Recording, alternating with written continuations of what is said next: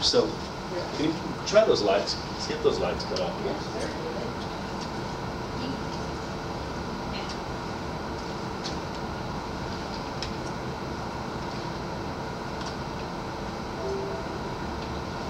Okay.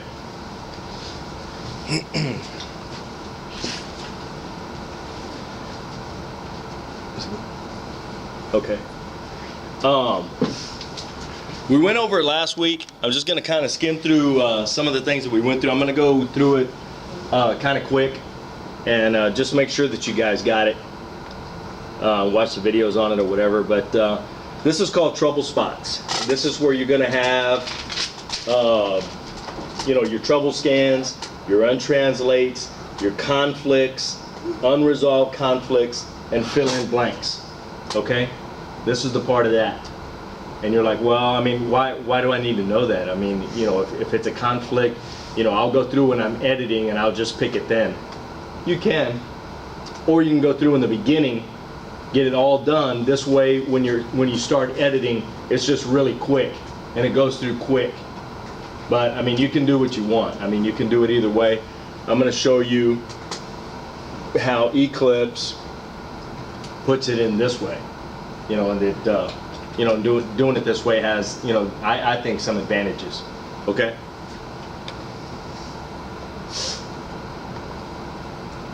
Eclipse offers a large number of scans as well as multi-scan for quick editing of your document. You can scan forward or backward looking for any of several items, but the most basic trouble spots are untranslates and unselected conflicts. Here's the toolbar icon to scan to trouble spots. It will stop on untranslates, conflicts that have not yet been selected, and blanks that have not yet been filled with information. Of course, it's faster to use hyperkey T or speed key Control T, as in trouble. But you may want to target untranslates only, or go just to the next conflict, perhaps an unselected conflict.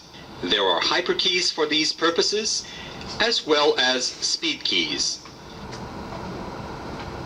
Multi-scan automatically repeats your last scan. So if I want to quickly go through my document, correcting untranslates, or resolving conflicts,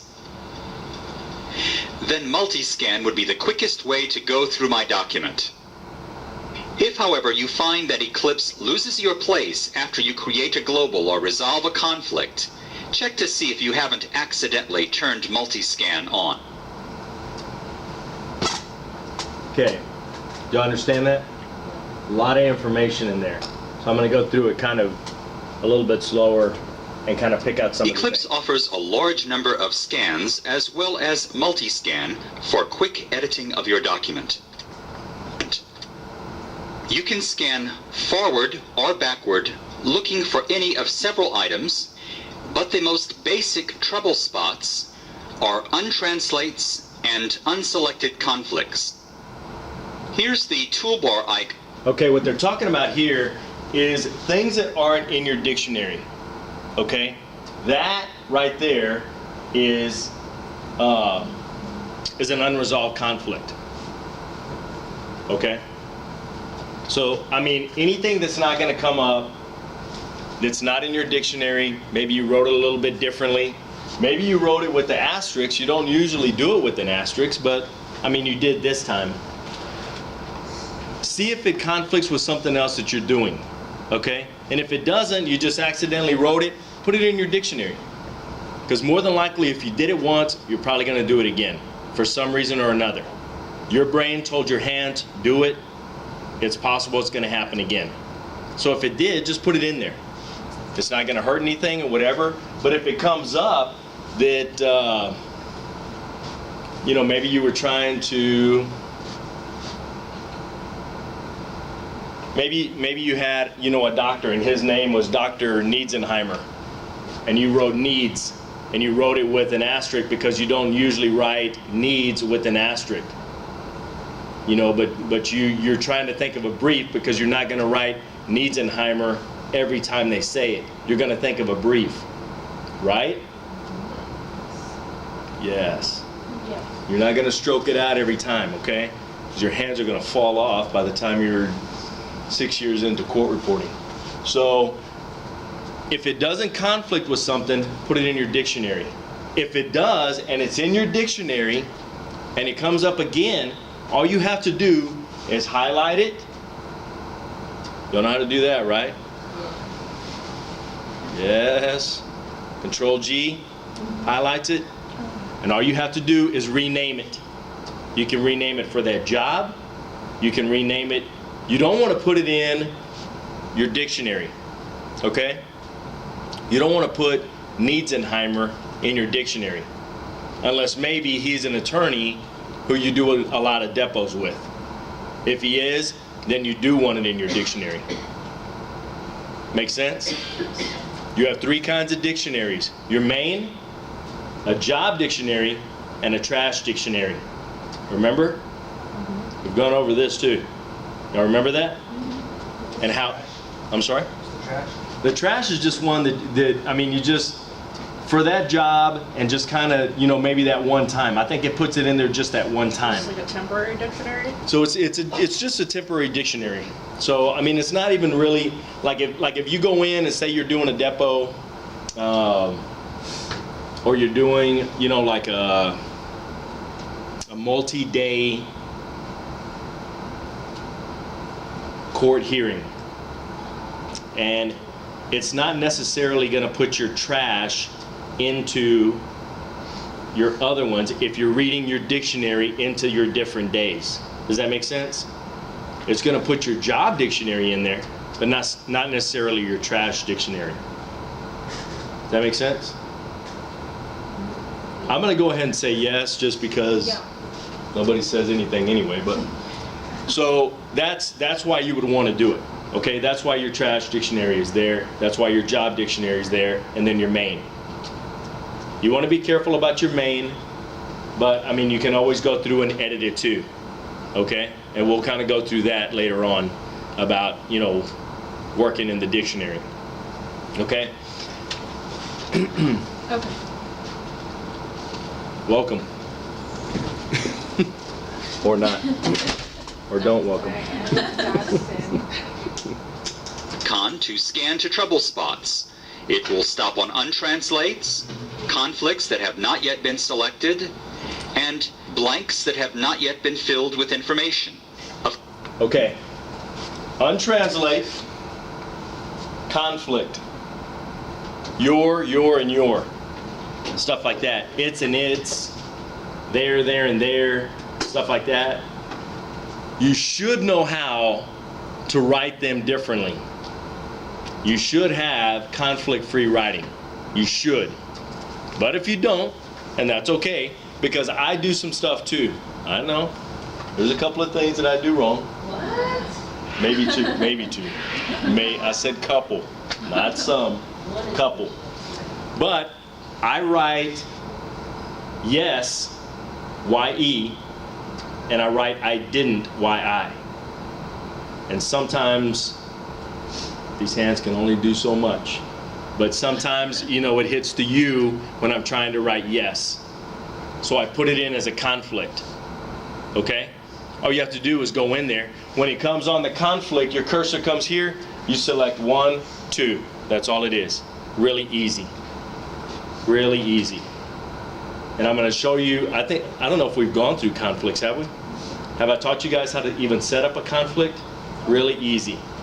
Really easy. Really cool. You know, and if there's things that you do right, you know, the same, then, you know, this is how you do it. Okay? And then all you do is it comes up in a different color, so you know that it's a conflict, and then you just resolve it. Okay? This is a form fill. So you're going to go through, it's a fill in the blank. Basically, it's what it is. I'm going to show you how to do that too. But you have where, you see how examination is in bold? This is also going to be in bold when you put the witness's name in there. Okay? So it's a form field that needs to be filled in. It's a fill in the blank. You know, so when you put your appearance pages in, when you put your title pages in, certificate pages, all of that stuff is going to have these things in it because not everything stays the same. You're not taking the same witness every time. You're not taking it on the same date all the time. It's not the same kind of hearing all the time. So it gives you these different options of putting stuff in there. Am I making sense? Yeah. Thank you. Thank you back there in the back. Of course, it's faster to use hyperkey T or speed key control T, as in trouble. But you may want to target untranslates only, or go just to the next conflict, perhaps an unselected conflict. There are hyperkeys for these purposes, as well as speed keys. Does that make sense to you guys? How this, if you push T, it's going to go to all of them. T is going to go to all of them. Okay? So it's going to go to unresolveds, it's going to go to conflicts, and it's going to go to form fills. Okay? Whereas, the other ones kind of target just what you want it to. If you want to go just to conflicts, the your, and your, stuff like that, you just want to resolve those, that's different. That's C in hyperkeys. Okay? Takes you to a conflict. Remember with the hyperkeys, they try to do everything that coincides with the letter. So they try to get it, as close to the letter as they can. T is for untranslates. Yeah, for unresolved. I'm sorry, for unresolved translations. So anything that's not in your dictionary, stuff like that, is going to be T. Let me see if I can go back and show you. To the next conflict. So T is going to be, to a trouble scan. So all of those are trouble scans. Okay? Does that make sense? So it's going to stop on every one. It's going to stop on, untranslates, conflicts, and unresolved conflicts, and fill in the blanks. But if you want to target them individually, that's how you do it. U is for untranslates, C is for conflicts, E is for fill in the blanks. Capital C is for unresolved conflicts because you don't use it as much. Okay? So your capital letters are going to be the ones that you don't do as much. Not that it's not important, you're just not going to use it as often. Okay? Yes. Thank you. Yeah. Thank you. The rest of you guys want to chime in? Not going to hurt my feelings. Perhaps an unselected conflict. There are hyperkeys for these purposes, as well as speed keys. Multiscan automatically repeats your last scan. So if I want to quickly go through my document, correcting untranslates, or resolving... You understand what it's doing there? On the multi-scan? It's going to keep going to the next thing that you're asking it to do. So if you're asking it to go to the next conflict, it's going to go to the first one. As soon as you resolve it, it's going to the next one. As soon as you resolve it, it's going to the next one, because you have multi on. I'm scratching my arm. All right. Understand? Understand? If you don't have multi on, it's only going to do it the one time. Okay? Does that make sense? Yes. Yes. Attaboy. conflicts. Then multiscan would be the quickest way to go through my document. And that's the way you turn it on and off. Okay? Shift Control M turns it on. Shift Control M turns it off. Okay? So what it's going to do is, if you think that it's going to do it that one time, you have multi-scan on, it may go to the end of the document. And you may have kind of lost your place of where you were. No big deal if you kind of remember what the last conflict was that you resolved. Go back up to page 1, push F7, which is find, and then just go back to the word that you resolve. Does that make sense? Yes. So that, I mean, that would be the way that you find it. But I mean, it's going to take you to the end of the document if you have multi-scan on. If, however, you find that Eclipse loses your place after you create a global or resolve a conflict, check to see if you haven't accidentally turned multiscan on. All right. Any questions about that? No. All right. Okay, this is just kind of going through, kind of explaining what we just went through or whatever. But, you know, it asks you, you know, what are the trouble spots? It's the untranslated steno, the unresolved conflicts, and the form fields that need to be filled in. Okay?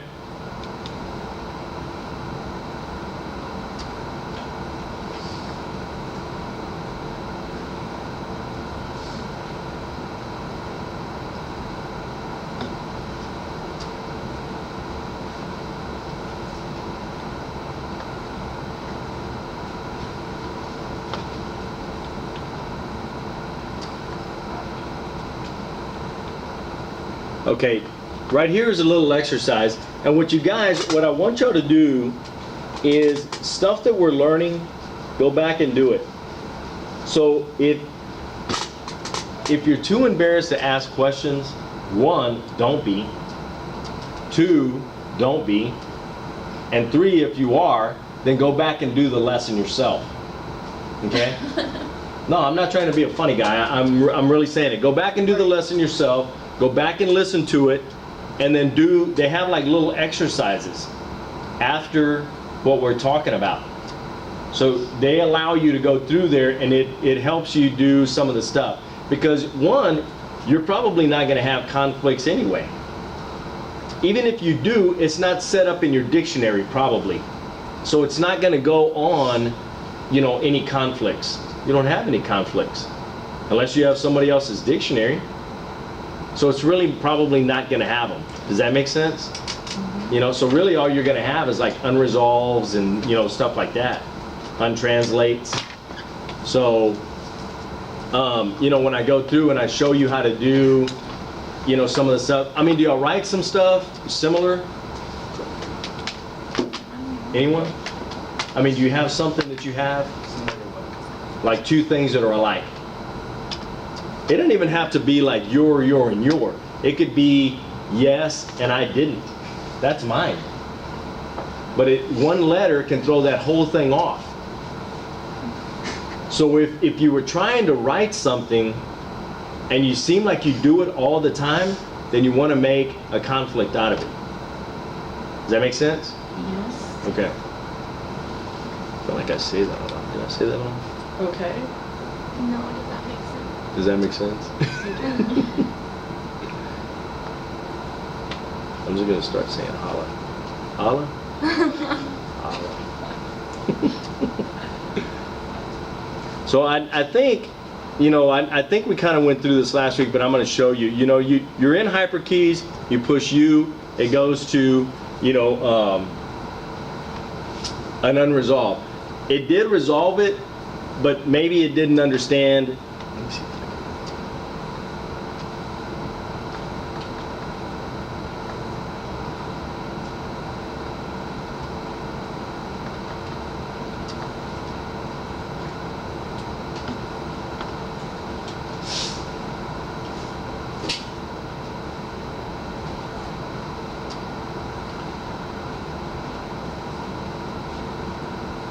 Okay?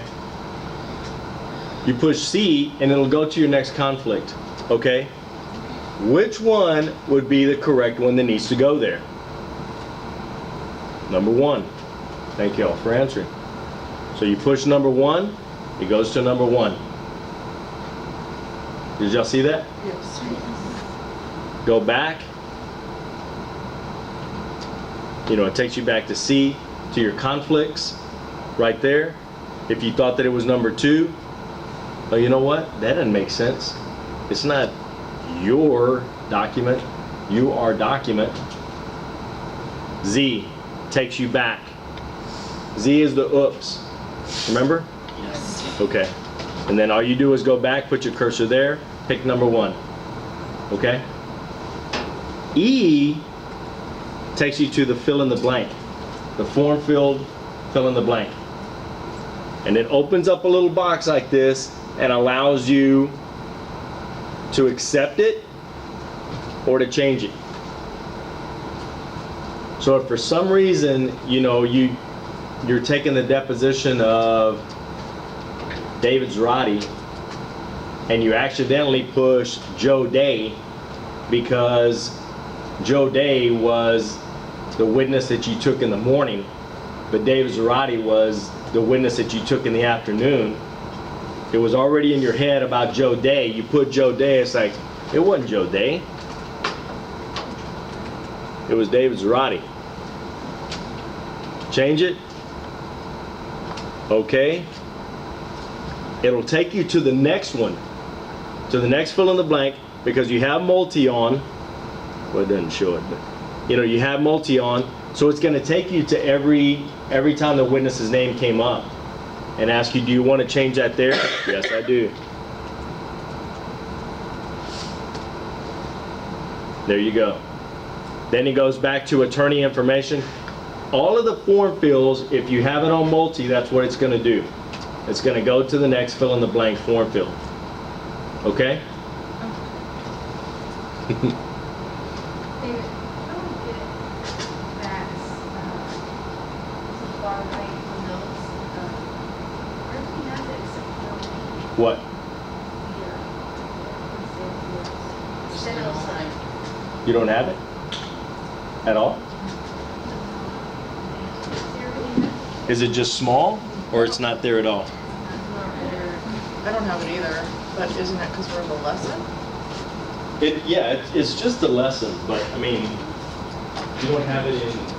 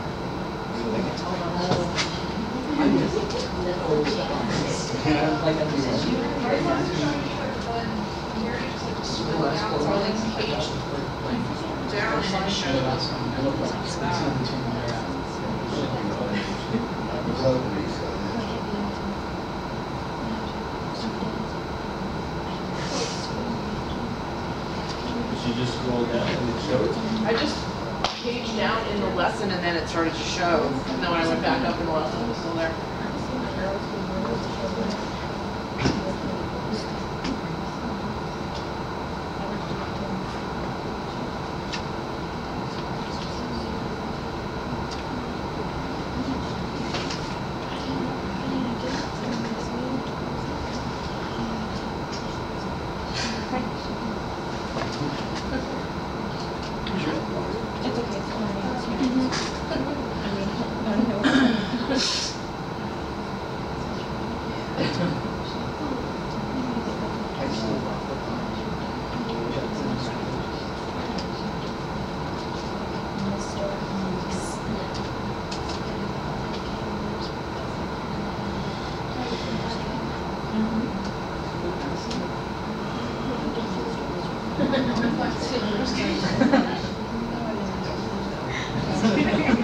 I just put everyone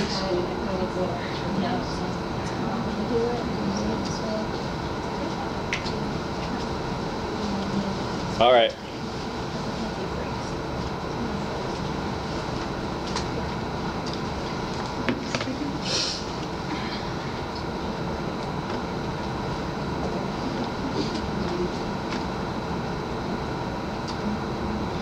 Okay, did y'all understand what I was doing there? You know, when I was, filling in the blank, stuff like that? It's E in hyperkeys. Okay? All right.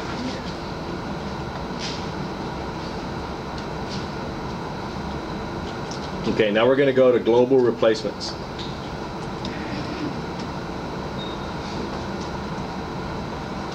Let's see how to quickly select steno strokes to perform global replacements. In the Edit section of User Settings, you'll see the option Global After Scan.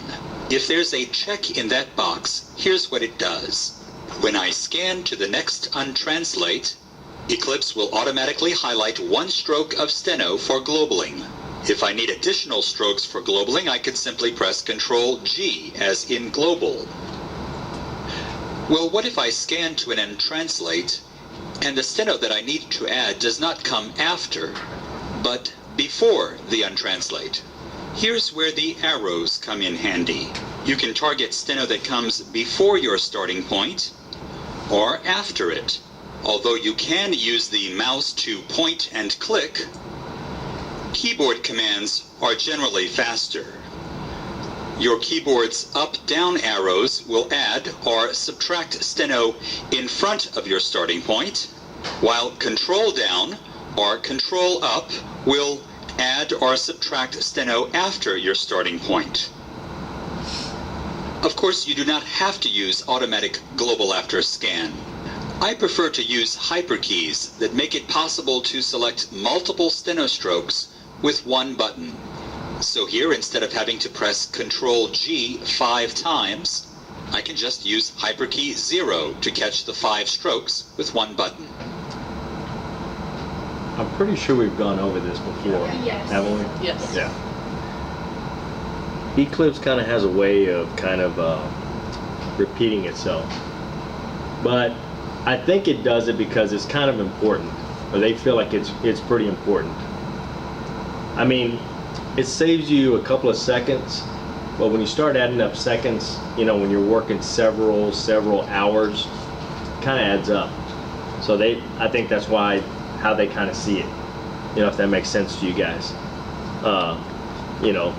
Is it easier to hold down Control G, hit Control G 5 times for 5 strokes, as opposed to Alt 0? Whatever. If you like it, great. If you don't, it doesn't work for you, don't use it. It's just kind of trying to show you simpler ways of doing it. Okay?